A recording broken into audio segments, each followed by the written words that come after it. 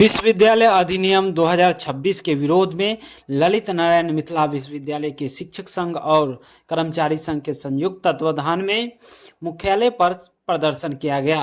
आपको बता दें कि यह प्रदर्शन विश्वविद्यालय चौरंगी से मुख्यालय तक पैदल मार्च कर मुख्यालय गेट पर पहुंचते ही सभा में तब्दील हो गया। सभा का अध्यक्षता कर रहे विधान पार्षद डॉक्टर मदन मोहन झा ने कहा कि अधिनियम बहुत ही गलत है। अगर सरकार इसे वापस नहीं लेती है तो पूरे बिहार में एक बड़ा आंदोलन होगा। विश्वविद्यालय में लंबे समय तक सभी विभाग के कार्य स्थगित रहा।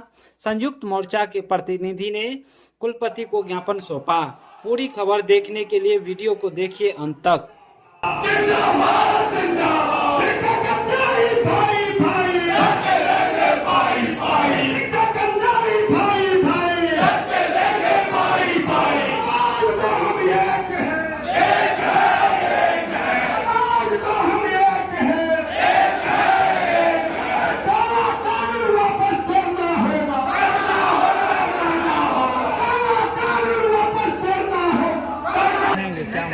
ये राज्य सरकार के द्वारा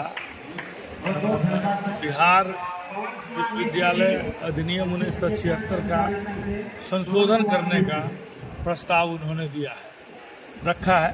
प्रस्तावित जो संशोधन बिल है उसका हम लोग विरोध कर रहे हैं, शिक्षक भी, शिक्षकेतर कर्मचारी भी। उसी के दरमियान चरणबद्ध आंदोलन जो है तो लगातार 5 तारीख से चल रहा है। उसी का दूसरा कार्यक्रम है ये। आज विश्वविद्यालय मुख्यालय पर सभी विश्वविद्यालय में, पूरे बिहार के सभी विश्वविद्यालयों में शिक्षक और कर्मचारी संघ का संघर्ष मोर्चा का आज विश्वविद्यालय मुख्यालय पर प्रदर्शन है। और जब तक इसको प्रस्तावित को वापस नहीं करेंगे। क्या है प्रस्ताव संशोधन है जो 76 बिहार राज्य विश्वविद्यालय अधिनियम 1976 में पहले स्वायत्त स्थिति में विश्वविद्यालय को रखा गया था। उसमें उसको काट छांट करके उसको शैक्षणिक वातावरण के विभिन्न प्रशासनिक स्तर से उसका संशोधन किया जा रहा है। उसका हम लोग विरोध करते हैं। बदलाव क्या होगा, क्या बदल जाएगा? बदलाव होगा कि हम लोग अभी भी एक्ट के तहत चल रहे हैं। 1976 बिहार विश्वविद्यालय अधिनियम 1976 के अधीन चल रहे हैं। अब उनका कहना है कि सरकार का ही डायरेक्ट प्रभाव हमारा रहे। अब ये जो अलग अस्तित्व है विश्वविद्यालयों का, उस अस्तित्व पर हनन है, उस पर हमला है, उसका हम लोगों ने विरोध दर्ज किया है। यहाँ काला कानून है। हम विनय कुमार झा, केंद्रीय मंत्री, बिहार राज्य विश्वविद्यालय महाविद्यालय कर्मचारी महासंघ। सरकार द्वारा एक विधेयक लाया जा रहा है, जिस विधेयक से विश्वविद्यालय और महाविद्यालय का अस्तित्व खतरे में है। ये लगभग 500 के महाविद्यालय को राज्य सरकार, जैसे इंटरमीडिएट काउंसिल चला रहा है, इंटर को अलग कर दिया, वैसे ही महाविद्यालय को अलग करके एक अलग इकाई बनाना चाहता है, जहां पर हमारी स्वाधीनता खत्म हो जाएगी। यहां पर हम राजनीति करने के लिए फ्री हैं। हमारी एज 65 साल है। हम सरकार के खिलाफ बोल सकते हैं, चुनाव लड़ सकते हैं। हमारी अभिव्यक्ति की स्वतंत्रता खत्म हो जाएगी। हम न चुनाव लड़ सकते हैं, न हमारी प्रमोशन होगा। जैसे बिहार गवर्नमेंट में असिस्टेंट प्रोफेसर यहाँ बनेंगे तो वैसे ही वहाँ रह जाएंगे। यहाँ हम प्रोफेसर बनते हैं और विश्वविद्यालय का अस्तित्व भी खतरे में हो जाएगा। सर, आखिर सरकार को इसकी जरूरत क्यों पड़ी? क्या सरकार को जरूरत इसीलिए पड़ी कि सरकार के खजाना में पैसा नहीं है और पैसा खत्म करने के लिए ऐसा वो खेल कर रहे हैं। ये खेल बहुत गलत खेल है और इसको वापस ले। हम लोग पूरे बिहार में आज चक्का ठप किए हुए। इसका प्रभाव शिक्षा पे क्या पड़ेगा और छात्रों पे क्या पड़ने वाला है? इसका प्रभाव शिक्षा पर व्यापक पड़ेगा। एक महाविद्यालय में आकर के जो विश्वविद्यालय का एटमॉस्फेयर है, उसमें जो छात्र पढ़ रहे हैं, इंटरमीडिएट जब महाविद्यालय में था तब की पढ़ाई अब कॉलेज में, अब स्कूल में चला गया। दोनों आप खुद निर्णय कीजिए कि आज की क्या स्थिति है। आप भी कॉलेज में पढ़ के आए होंगे, आज के बच्चा जो स्कूल में पढ़ते हैं उसका क्या स्थिति है।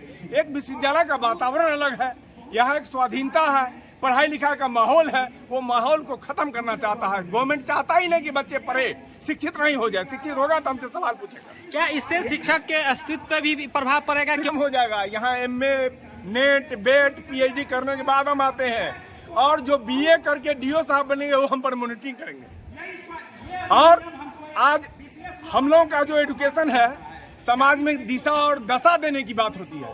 सरकार इसकी स्वायत्तता को खत्म करना चाहता है कि एक जो विश्वविद्यालय से आवाज उठता है, उनके गलत कामों का आवाज उठता है, अभिव्यक्ति की स्वतंत्रता को समाप्त करना चाहता है। इसीलिए ऐसा कानून, काला कानून जिस प्रकार से कॉलेज से +2 को अलग कर दिया गया, क्या उसी तरह स्नातक की पढ़ाई को अलग कर रही है? इसी ढंग से स्नातक की पढ़ाई के लिए अलग वो एक इकाई बना रहा है प्रदेश स्तर पर, और डीओ स्तर के लोग हमारे मॉनिटरिंग करेंगे।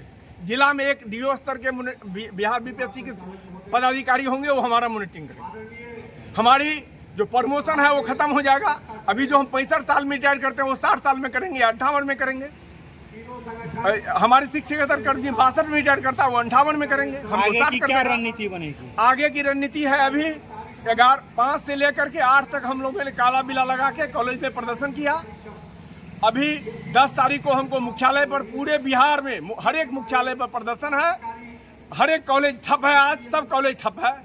और 11 के बाद 11 से लेकर के 18 तारीख तक हमको काला बिल्ला लगा के, और 1 बजे से लेकर के 1:30 बजे से लेकर के 2 बजे तक कॉलेज में जहां हम काम करते हैं वहीं प्रदर्शन करना है। 5 सितंबर को हम लोगों को अपने अपने महाविद्यालय विश्वविद्यालय में जहां भी हो, शिक्षक और छात्र को बुला करके शिक्षक दिवस के अवसर पर ये बताना है कि ये काला विधेयक क्या है, आपके हक में क्या है, आपके हकूक को कहां समाप्त करेगा, आपकी स्वाधीनता को कहां समाप्त करेगा, पढ़ाई लिखाई को कहां खत्म करेगा।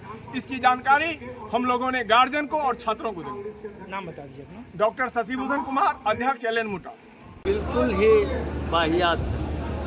मैं समझता हूँ कि कोई नियम अगर बनता है कि किसी को फायदा देने के लिए बनता है, बाद में उसमें जो गलत हो जाए आगे पीछे हो जाए, लेकिन नियम बनना चाहिए किसी भी समूह को फायदा देने के लिए। मैं समझता हूँ जिसमें किसी को भी फायदा नहीं है, सिर्फ कुछ पदाधिकारी मिल करके अब जिस मंशा से भी अपना पावर बढ़ाने के लिए, सरकार का पावर नहीं बढ़ा रहे हैं, अपना उसमें सल्तनत कायम करने के लिए जिस तरह का नियम बना है, मैं समझता हूँ ये बहुत ही अनुचित है और इसको कभी भी इसको पास नहीं करना चाहिए सरकार को। हमने सभी हमारे पार्षद लोग माननीय मुख्यमंत्री से मिलके, माननीय मंत्री से मिलके उनसे अनुरोध कर चुके हैं। जब देखें जो अभी भी उनका रवैया समझिए, जो समझिए बहुत पॉजिटिव नहीं है, तब यह आंदोलन का राह अपनाया गया है उनको सचेस्ट करने। अच्छा बताइए सर, आपने कहा कि कुछ पदाधिकारी अपना पावर इस्तेमाल करने के लिए इस प्रकार के नियम लाए हैं, क्या सरकार को इस चीज़ की जानकारी नहीं, संज्ञान में नहीं, जैसा आप कह रहे हैं? सरकार को हम लोग ने संज्ञान दिया है। जो भी आदमी अपनी बात को रखता है उसमें पॉजिटिव बात केवल बताता है कि क्या पॉजिटिव है, ये है, ऐसे है।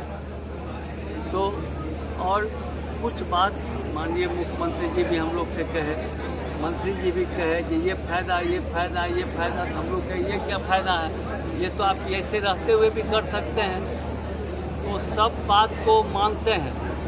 पहले तो हम लोग जो 8-10 आदमी जो हैं मिले माननीय मुख्यमंत्री से, हमको लगता है शायद 17 जुलाई को, और उसी दिन हम लोग को जानकारी मिली तो हम लोग ने इसमें विरोध दर्ज किया।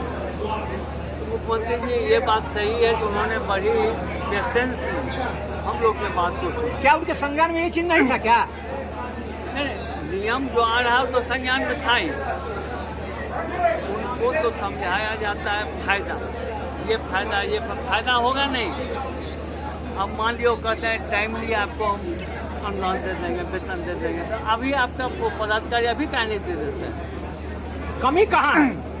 वही ना कह रहे हैं हम लोग, अभी आप दे दीजिए पहले, उसमें कोई रोक तो नहीं है आपको।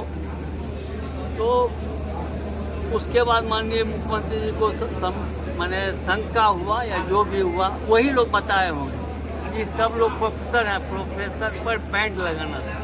हम लोग को जो मालूम है नहीं लड़ सकते हैं, उनको लगा ये सब लोग अपने लिए कर रहे हैं।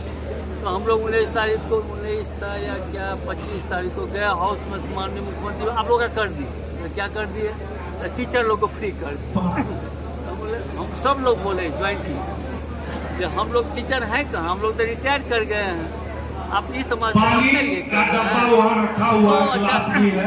अच्छा सब विचार कर गया था। उसी दिन माननीय मंत्री जी का आ गया कि आप लोग आइए मिलिए। मंत्री जी ने कहा उस समय ठीक है इसमें विचार करते हैं।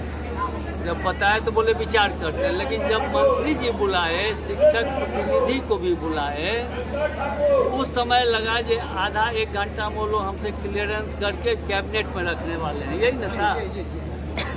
तो हम लोग जो है कि भाई आपको करना था, बोले कि हमको पावर है करने का। हम लोग पावर है तो हमको बुलाए का है, टीचर के प्रतिनिधि को बुलाए हैं, हम लोग को बुलाए हैं, तो डिस्कस करने के लिए बुलाए हैं ना। आपको पावर है कर देते, हम लोग विरोध करते। हम लोग को बुलाए हैं आप जानकारी लेने के लिए, क्या गलत है क्या ठीक है, तो हम लोग जो बता रहे हैं आपको उस हिसाब से कीजिए। अच्छा सर बताइए कि नज़दीक में न होते हैं, यहाँ पटना जाके होना पड़ेगा, ठीक है। लास्ट लेवल पर होना पड़ेगा। यहाँ तो सोल्यूशन भी निकलता है, लोग बात भी सुनते हैं, वहाँ तो कोई सुनेंगे ही नहीं। ठीक है।